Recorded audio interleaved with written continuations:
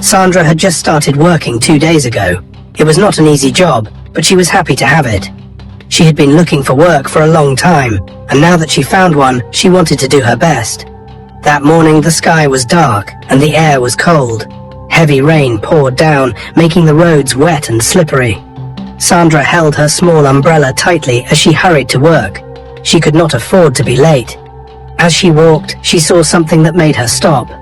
An old woman stood in the rain, shivering. Her clothes were soaked, and her feet were bare. She had no umbrella, no coat, nothing to protect her from the cold. She just stood there, looking lost. Sandra felt sorry for her. She walked up to the woman and held her umbrella over her head. "Mama, take this. You will get sick," Sandra said, handing her the umbrella. "Mama, you need to go home." The old woman looked at Sandra with tired eyes and shook her head. "My daughter, I have nowhere to go. I just came from the village. I know no one here." Sandra's heart ached.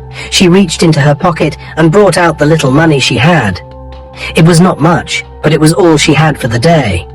"Here, Mama, take this and find somewhere to stay." But the old woman did not take the money. She looked at Sandra and said, "I cannot take what you need for yourself, my child." Sandra thought for a moment, then she smiled and said, "Come with me. I am going to work. You can stay with me until you find your way." The old woman's eyes filled with tears. "May the gods bless you, my daughter." Sandra held the old woman's hand, and they walked together under the umbrella. When they reached Sandra's office, she found a small corner for the old woman to sit. She helped her dry her wet clothes as best as she could. "Mama, don't worry. I have only a few hours before break time. After the break, I will take you home quickly before coming back to work," Sandra said. The old woman smiled and nodded. She watched Sandra as she worked. This young girl had so little, yet she gave so much. Few hours later, Sandra left the office during her break. She walked quickly under the hot sun, heading to a nearby shop to buy food for herself and the old woman. She did not have much money, but she did not care. Mama needed to eat. While Sandra was still out, Emily walked into the office, her high heels clicking loudly against the floor. She had come to surprise her fiancé, Austin, the CEO. She loved showing up unannounced, just to remind everyone that she was soon going to be their boss's wife. As she entered, she spotted the old woman sitting quietly in a corner. Mama was folding her hands in her lap, looking down at the floor humbly. Emily frowned, disgusted. "Who brought this dirty, poor beggar here?" she asked loudly, making sure everyone in the office could hear. Mama slowly looked up at her, confused. "My child, please do not be angry. I will leave now," she said softly. Emily scoffed and crossed her arms. "You better be. This is my husband-to-be's company. You are not needed here, you dirty old woman. Now get out." Mama sighed and shook her head. "You have a bad character, my daughter. I wonder what kind of man would take you as his wife." Emily's eyes widened with rage. "You poor old woman, just shut up and leave. You have no right to talk about me." Mama slowly stood up, her frail hands trembling slightly as she walked toward the door. She did not argue. She did not fight back. She only walked out, holding back the tears that threatened to fall. Sandra arrived at the office, excited to share the meal she had bought for Mama. But as she approached the building, she saw something that made her stop. Mama was outside. She stood near the gate, looking sad and defeated. Sandra's heart skipped a beat. "Mama, what are you doing out here?" she asked, rushing to her side. Mama sighed heavily. "My child, do not be angry. A woman came in and told me to leave. She said I was dirty and poor and that I do not belong here." Sandra's hands clenched into fists. "Who dared to do this to you?" she asked, her voice shaking with anger. Mama hesitated for a moment before saying, "She said she is the CEO's wife-to-be. Her name is Emily." Sandra's blood boiled. She turned sharply and stormed inside the office. Emily was still there, sitting comfortably on one of the office chairs, looking at her nails like nothing had happened. Sandra walked straight up to her. "Emily," she called, her voice firm and strong. Emily looked up lazily. When she saw Sandra, she smiled. "Oh, the poor little worker is back. What do you want?" Sandra's eyes burned with anger. How dare you treat my mother that way? What gives you the right to insult an elderly woman?" Emily rolled her eyes and laughed mockingly. "Your mother, that dirty beggar. Oh please, I warned Austin not to employ you, but he didn't listen. And now you are here shouting at me." Sandra took a deep breath, trying to calm herself, but the anger in her heart was too strong. "You don't even know if my boss will marry you. I mean, look at you. So mannerless, so full of yourself." Emily's face darkened. "What did you just say?" she hissed. Sandra stepped closer. "You heard me. If you can treat a helpless old woman like that, I wonder how you will treat your future mother-in-law. Or do you think she will be happy with the way you behave?" Emily scoffed. "Never. My mother-in-law is not poor and dirty like that old woman. She is classy and beautiful, just like me. I know she will love me when she sees me." Sandra shook her head in disappointment. "You are so blind, Emily. You think beauty and money make a good wife? No. A good wife is kind, respectful and loving. But you are arrogant and cruel. You will never know what true love is." Emily's eyes burned with rage. She stood up and pointed a finger at Sandra. "I promise you, you are going to lose your job. Believe me, you will regret talking to me like this." Sandra laughed bitterly. "I don't care. I don't want to work in a place where people like you exist. You insulted my mother, you disrespected her, and now you think you can threaten me. Do your worst, Emily. I am taking my mother home, and I don't care about this stupid job anymore." With that, Sandra turned around and stormed out of the office. Emily clenched her fists, her face red with anger. "We shall see, you poor little girl. You just made the biggest mistake of your life," she hissed. Outside, Mama was waiting. When Sandra came out, she could see the pain in the old woman's eyes. "My child, you did not have to fight for me," Mama said softly. Sandra smiled and held her hand. "I had to, Mama. No one has the right to treat you that way. Let's go home." As they walked away, Sandra felt a sense of peace. After Sandra and Mama left the office, Emily sat in anger. She could not believe a poor cleaner had spoken to her that way.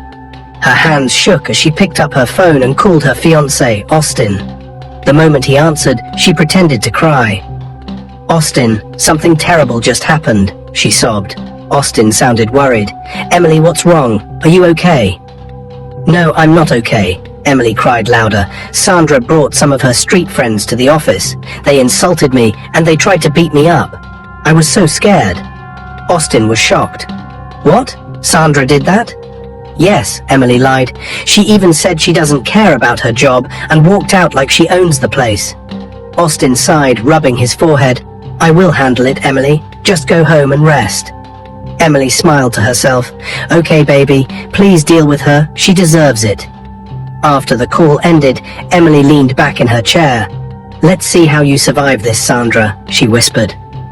Sandra and Mama arrived at Sandra's small one-room house. It was a simple space with an old mattress on the floor, a small wooden table, and a single cooking pot. It was not much, but it was home.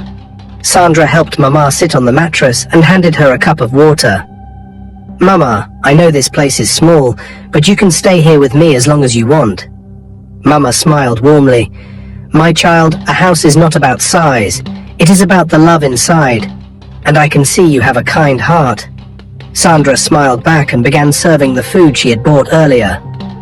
As they ate, Mama suddenly sighed and looked at Sandra thoughtfully. "My daughter," Mama began, "I came to this city for a reason." Sandra looked up, curious. "Why, Mama? What brought you here?" Mama hesitated for a moment before speaking. "I came to find a wife for my son." Sandra blinked in surprise. "Your son?" Mama nodded. "Yes, my child. He is a good man, hard-working and kind. But he is not married, and I fear he might never settle down." Sandra smiled.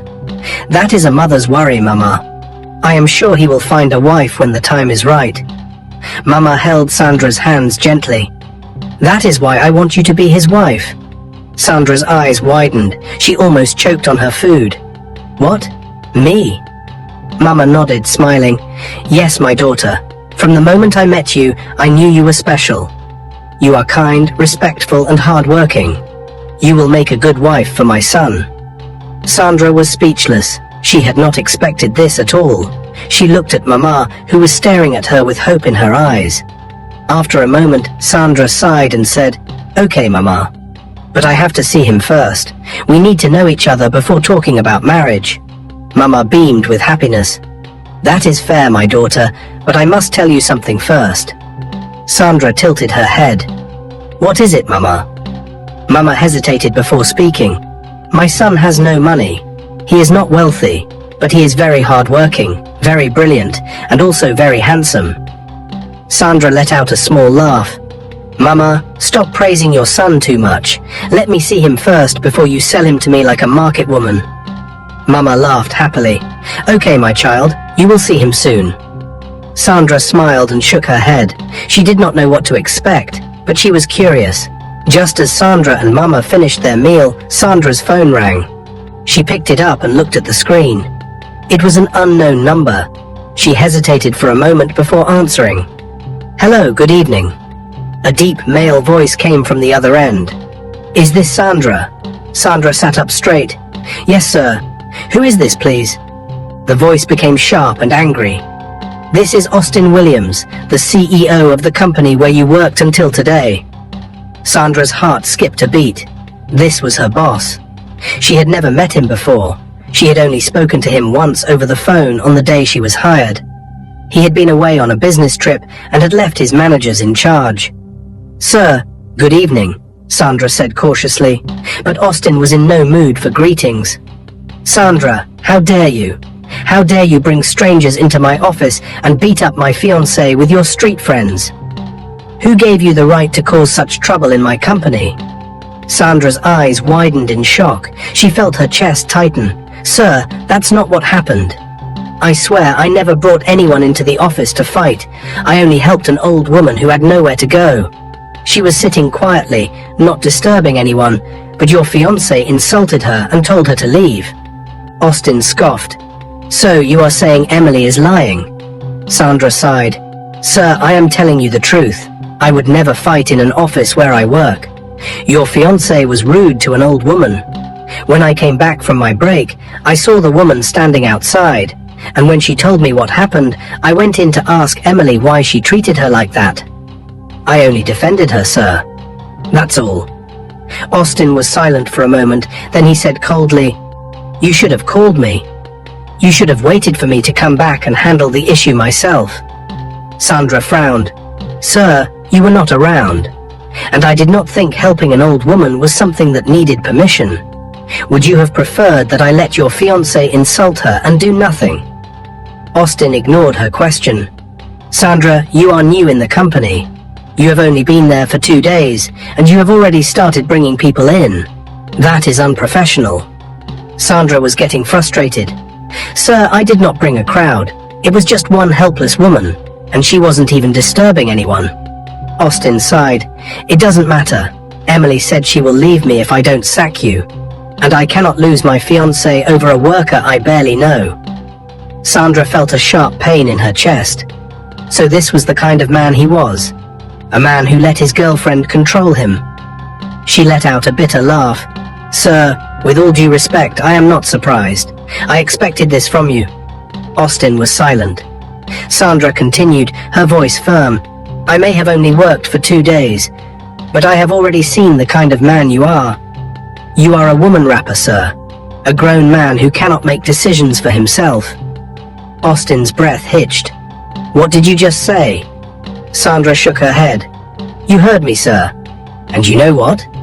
I don't even care. Keep your job. I don't need it." Before Austin could say another word, Sandra ended the call. Sandra dropped the phone and took a deep breath. She was angry, but at the same time she felt free. She had been fired, but at least she had spoken her mind.